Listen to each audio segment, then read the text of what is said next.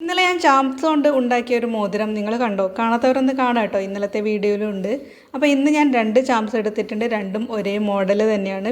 കൂടാതെ ഐ പിൻ എടുത്തിട്ടുണ്ട്. ചാംസിൽ നല്ല രീതിക്ക് ഗമ്മാക്കിയതിന് ശേഷം ഐ പിൻ സെൻറ്ററിലൊട്ടിച്ചു. എന്നിട്ട് അതിൻ്റെ മുകളിലായിട്ട് അടുത്ത ചാംസ് വെച്ചു, നല്ല രീതിക്ക് ഒട്ടിച്ച് വെച്ചു.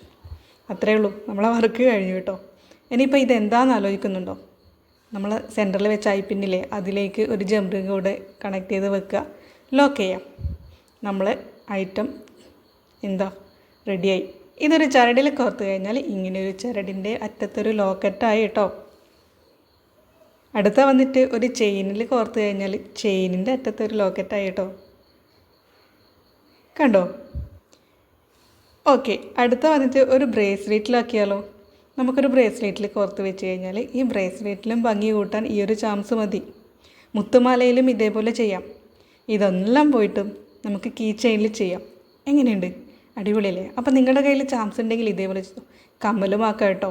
അപ്പോൾ കമ്മലും ഹാങ് ചെയ്യുക, കമ്മലായിട്ട് യൂസ് ചെയ്യാം. അപ്പോൾ എങ്ങനെയുണ്ടത് നിങ്ങൾ കമൻറ്റ് ചെയ്യണം. വീഡിയോ ഇഷ്ടപ്പെട്ടാൽ ഷെയർ ചെയ്യണം, ലൈക്ക് ചെയ്യണം, സബ്സ്ക്രൈബ് ചെയ്യണം. ബൈ.